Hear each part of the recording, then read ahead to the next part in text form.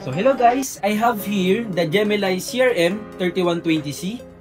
It is a dual group head. So it is a type of commercial grade espresso machine with triple boilers and a rotary vane pump.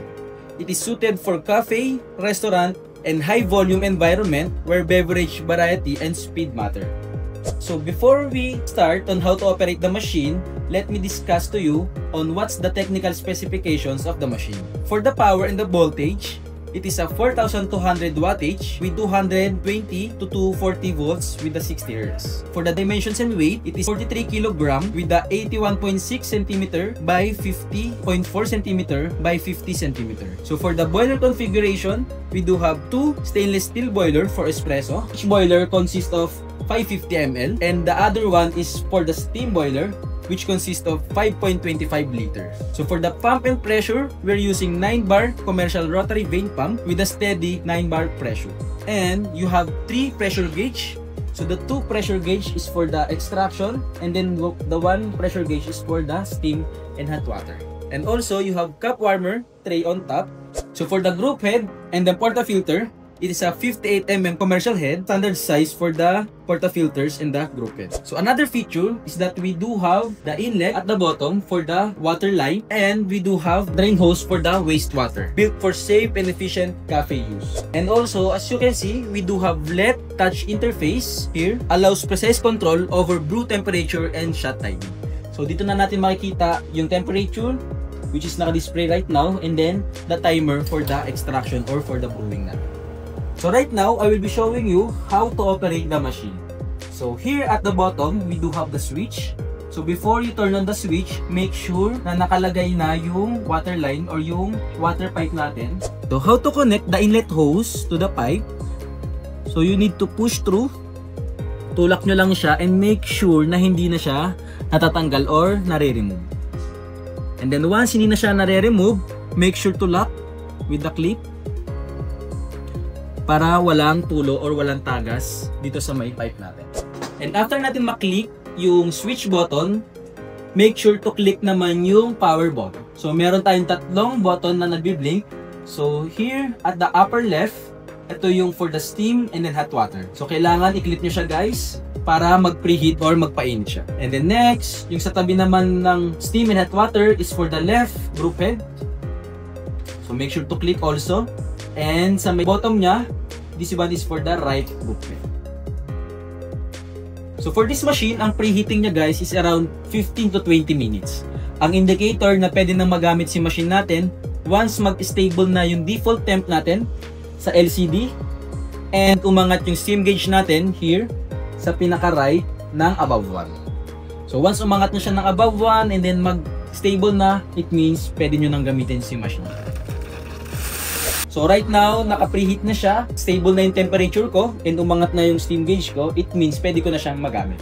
So for the machine, I will be showing you how to adjust the temperature for each group head. So meron tayong 6 buttons, the settings, manual shot, single shot, double shot, long single shot, and then long double shot. Same here for the right group head, we do have settings, manual shot, single shot, double shot, long single shot, and then long double shot. So if you want to set that temperature, ang gagawin nyo lang is long press nyo lang ng 2 seconds itong settings.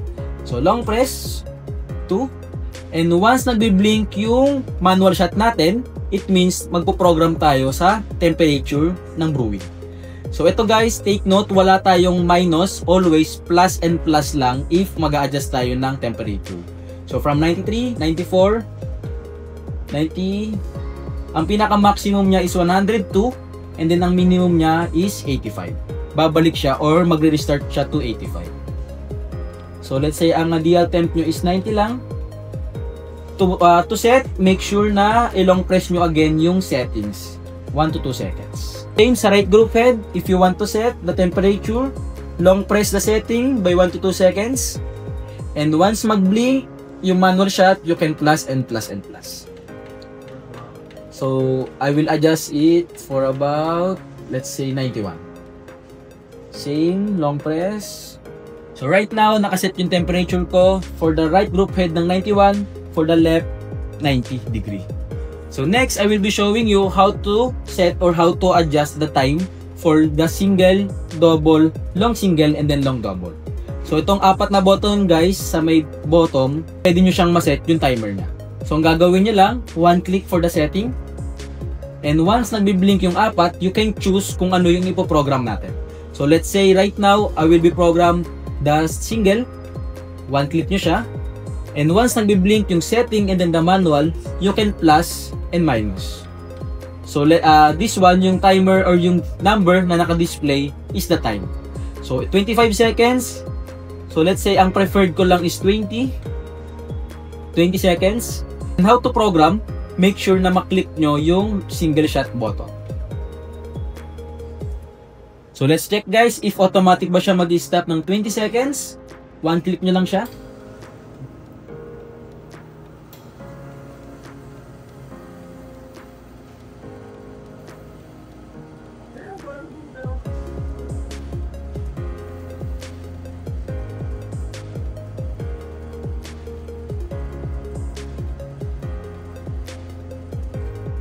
So automatic siya guys nag-stop ng 20 seconds.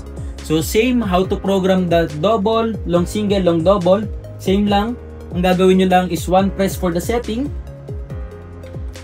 And once mag-blink yung apat here for the extraction, you can choose. So let's say yung long single naman, one click again. And then once nagbi-blink yung settings and then the manual, you can plus and minus. So I will set the long single for about 30 seconds. Let's check if automatic siya mag-stop ng 30 seconds.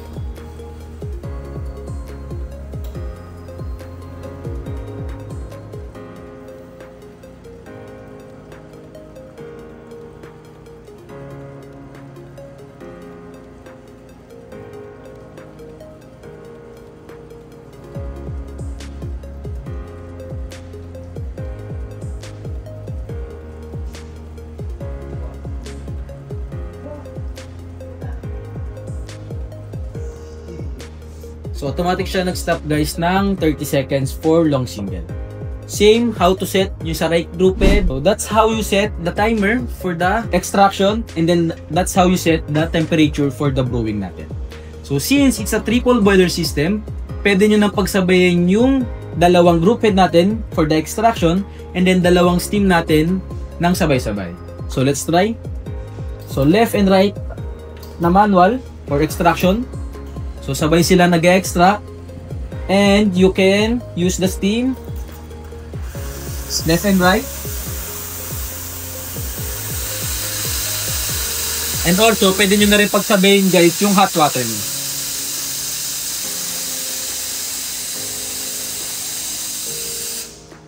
So from the extraction, steam, and then the hot water, continuous, kayang-kaya niyang pagsabayin. So, maganda siya or efficient siya sa mga cafes na maraming orders or maraming cups ang tinitake a day. So, for the steam, how to open the steam? So, we do have steam knob. Ang gagawin nyo lang, rotate nyo lang siya counterclockwise. Counterclockwise to on and then to off clockwise. And then, reminder guys, make sure na gentle lang yung pag-ikot sa steam knob kasi may mga may instances na pag sobrang pinihit nyo siya, ang mangyayari, luluwag or maglulusen yung knob nyo. So, make sure na gentle lang ang pag-ikot. Counterclockwise to clockwise ang pag-off. So, same sa right steam. Counterclockwise ang pag-on. And then ang pag-off, clockwise. Make sure guys, para makuha natin yung tamang pressure or yung pressure na hinahanap sa steam, make sure na sagad yung pag-ikot natin. Para full capacity yung pressure na binibigay. And then last, for the hot water, so we do have here the hot water button. One press nyo lang siya. Same as the extraction, pwede rin natin iset yung time ng hot water button. If you want na matagal siya mag-dispense, ang gagawin nyo lang guys, long press nyo lang yung hot water button. Once ma-reach nyo na yung desired seconds nyo, i-release nyo lang siya. So automatic siya mag-stop ng let's say 5 seconds.